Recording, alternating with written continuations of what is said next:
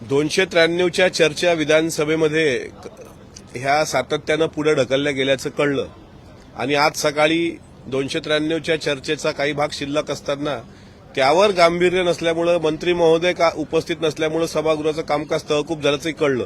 आता विधान परिषदेची बेल पण दोनदा वाजलेली आहे। याचा अर्थ कुठलाही मंत्री विधान परिषदेमध्ये नसेल आणि म्हणून पहिलं तहकूब केलं असावं आणि आता दुसऱ्यांदा बेल वाजते आहे। म्हणजे विधिमंडळाचं कामकाज मग 293 सारखा प्रस्ताव, विरोधकांचा प्रस्ताव, त्या प्रस्तावावर चर्चा करताना जर मंत्री उपस्थित नसतील, वर जर कुठले मंत्री येत नसतील, त्यांचे खासगी सचिव तिथे उपस्थित नसतील, इथले अधिकारी जर उपस्थित राहत नसतील, तर या सभागृहाला गांभीर्य आहे की नाही याबाबत स्वतः माननीय मुख्यमंत्र्यांनी गांभीर्यानं दखल घेणं महत्वाचं आहे। काल संसदीय कामकाज मंत्री चंद्रकांत दादांच्या ही गोष्ट लक्षात परवाच्या दिवशी आणून दिली।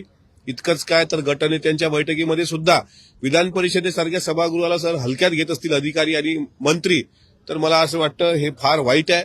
आणि 293ची चर्चा वारंवार पुढे ढकलणं हे विधानसभेकरता जितकं वाईट आहे, कारण एक काळ या विधानसभेचा पाहिलाय आपण, दिलीप वळसे पाटील साहेब विधानसभेचे अध्यक्ष असताना 293च्या चर्चा वेळेवर व्हायच्या, अर्धा तास चर्चा वेळेवर व्हायच्या, लक्षवेधी मोजक्याच असायच्या 3 किंवा 4। आम्हाला अनेकदा वळसे पाटील साहेबांनी सांगितलं। आता त्यात कुठलंही शिस्त राहिली की नाही हे मला असं वाटते विचार करणं महत्वाचं आहे। सत्तेतला असलो तरी काही गोष्टी ज्या चुकत असतील त्यावर बोट ठेवणं हे मला भारतीय संविधानाने दिलेला अधिकार आहे।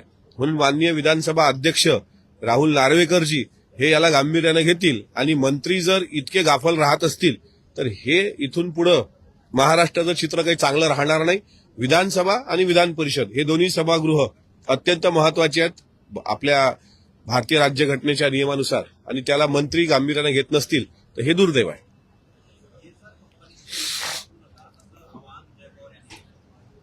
बरोबर आहे, कारण नाशिकला जो एक कार्यक्रम झाला होता मराठी भाषा दिनाचा, त्यामध्ये आदरणीय उपमुख्यमंत्री सुनेत्रा वहिनी ह्या व्हीएसआरनी गेल्या आणि त्यानंतर काल पत्रकारांनी प्रश्न विचारला का व्हीएसआर व्हेंचरच्या संदर्भात, ज्या व्हीएसआर व्हेंचरच्या मालकाचा आम्हाला संशय येतोय व्हीके सिंगचा, त्याच्याच विमानात जाणं हे धोकादायक असू शकतं, कारण त्यांनी सुपारी घेतलेली आहे।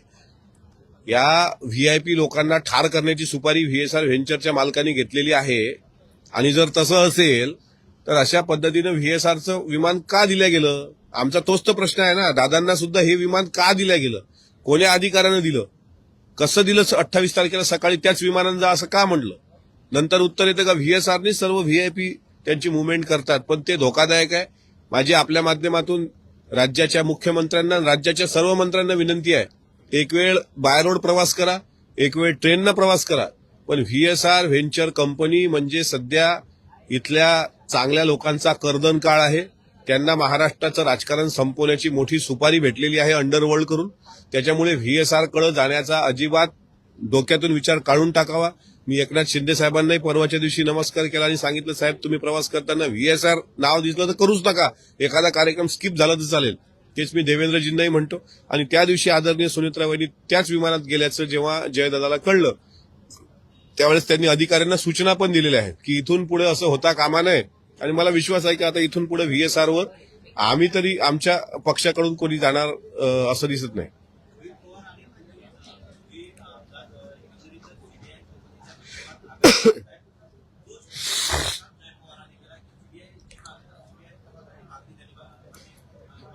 बरोबर आहे ना, शेवटी जयदादा असतील, पारदादा असतील, या दोघांनाही वाटतंच की आपल्या वडिलांचा जर असा घातपात, अपघात, विमानाचं जे काय असेल ते जनतेच्या मनातले प्रश्न, शेवटी महाराष्ट्राची जनता आज ना उद्या आम्हाला प्रत्येकाला विचारेल। त्याच्यामुळे सीबीआय चौकशी ही झाली पाहिजे, ही जयदादाची भूमिका आहे। आणि त्यांच्याकडे मी मागेही सांगितलं होतं की सगळ्या गोष्टीचा अभ्यास त्यांचा एकदा झाला की ते स्वतः आता पुढच्या आठवड्यामध्ये मुंबईत त्यांनी स्वतः सांगितलंय की पत्रकारांसोबत ते बोलतील, पत्रकार परिषद घेतील। आणि त्यामुळं सीबीआय चौकशीच्या संदर्भात आम्ही सगळे गंभीर आहोत। सीबीआय चौकशी झाली पाहिजे, महाराष्ट्राच्या जनतेला खरं काय ते एकदा कळलं पाहिजे।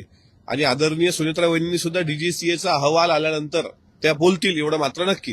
डीजीसीएचा पहिला अहवाल जो आला तो त्रोटक अहवाल आहे, त्याच्यावर कोणाचाही विश्वास असण्याचं काही कारण नाही। पण डीजीसीएचा सुधारित अहवाल आल्यानंतर आदरणीय उपमुख्यमंत्री सुनेत्रा वहिनी पवार ह्या पण बोलतील, त्याबद्दल काही दुमत नाही। आणि जयदादांनी जे सीबीआय इन्क्वायरी मागितलेली आहे ती इन्क्वायरी आमच्या पक्षाच्या सर्व आमदारांच्या मनात आहे की ते सत्य काय त्या घटनेचं हे जनतेच्या समोर आलं पाहिजे।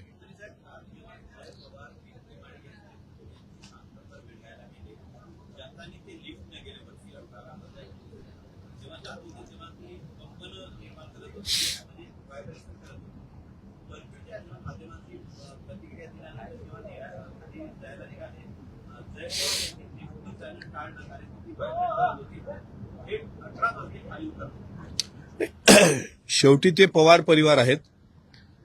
जय दादांच्या आजी आहेत सरोज अक्का, म्हणजे पवार साहेबांच्या पेक्षा 2 वर्षांनी त्या मोठ्या आहेत. पवार साहेबांच्या सख्या मोठ्या बहीण, त्या सुद्धा श्रीरामपूर, जे आपलं ज्यात इस्लामपूरचं नाव आता बदलून श्रीरामपूर केलंय, तिथं त्यांची एक शिक्षण संस्था आहे. मी स्वतः एकदा व्याख्यानाला तिथे गेलो होतो, तर 5 मजले त्या पायऱ्या चढून गेल्या होत्या. त्यामुळे हे सत्यशोधकी शारदामाई पवारांचं रक्त आहे. त्यामुळे किती पायऱ्या चढून गेल्या, किती पायऱ्या उतरल्या, तर त्यांना तो फरक पडत नाही. पण एक गोष्ट त्यातून लक्षात घेतली पाहिजे, छत्रपती शिवाजी महाराजांच्या चरित्रात अखंड सावधानता हा एक महाराजांच्या जीवनातला अविभाज्य घटक होता. छत्रपती संभाजी महाराजांनी त्यांच्या बुधभूषण ग्रंथात लिहिलेलं होतं की राजाने असुरक्षित प्रवास करू नये. हे त्यांच्या बुधभूषण ग्रंथात आहे. संस्कृत मधला तो श्लोक आहे, व्यसनाधीनाना सर्वानुभूपती परिवर्जिता सप्तदोषा सदा राज्ञा हातच्या व्यसनोदया. म्हणजे राजांनी, त्या काळात राजे होते ना, लोकशाही तर नव्हतीच, राजेशाही होती. राजांनी मुक्या प्राण्याची शिकार करू नये, वाईट मित्रांची संगत करू नये, द्यूत क्रीडा खेळू नये, आणि शेवटी त्यांनी सांगितलं होतं की असुरक्षित आणि असावधान हे प्रवासाला जाऊ नये किंवा टाळावं.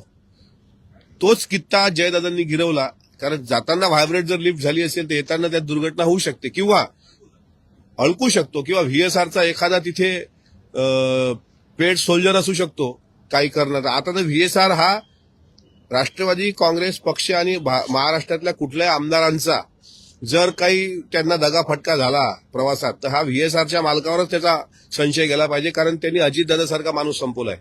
त्याच्यामुळे जयदादांनी ही जी काही काळजी घेतलेली आहे ती आमच्या सर्वांसाठी तो एक आदर्श आहे की आम्ही सुद्धा प्रवासात काळजी घेतली पाहिजे. सर्व आमदारांनी प्रवासात काळजी घेतली पाहिजे. काल कसं बॉम्ब पडणार, अर्धे आमदार गेले बाहेर की बाबा पहिलं जीव वाचला पाहिजे, मग बाकीचं काय. आता समजा पडला असता, सगळं बेचिराग झालं असतं का नाही. ठीक आहे, तो धमकी दिली कोणी, तो ईमेल खरा होता की खोटा होता, तो पाठवला कोणी, आणि जीवाच्या आकांतानं ज्यावेळेस माणूस पडतो त्यावेळेस माणसाला संकटाची चाहूल लागते. बस जशी धमकी बॉम्बस्फोटाची इथे दिल्या गेली, व्हीएसआर सुद्धा तसंच आहे ना. व्हीएसआर व्हेंचरचा व्हीके सिंग हा काही वेगळा नाही आहे. त्याच्यामुळे प्रवास करताना सर्वांनी सावध असलं पाहिजे. हेच त्यातून शिकण्यासारखं आहे. कारण तुम्हाला सांगतो, अजितदादाचा अचानक झालेला विमान अपघात आणि त्यातून संपलेलं सगळं, माणसानी या गोष्टीतून एक शिकलं पाहिजे की जो क्षण माणसाच्या जीवनात आहे तो जगा, परिवारासह जगा, आनंदानं जगा. उद्याचं काय होईल हे काही सांगता येत नाही. त्याच्यामुळं अजितदादांच्या त्या विमान दुर्घटनेनंतर मला तरी वाटतं की सर्वांनी आपापली काळजी घेणं, रेल्वे प्रवास असेल, बाय रोडचा प्रवास असेल किंवा विमान प्रवास, लिफ्टने जाणे येणे सुद्धा, अनेकदा मंत्रालयातल्या लिफ्टचा सुद्धा तोच प्रॉब्लेम होतो. ही काळजी घेतली पाहिजे.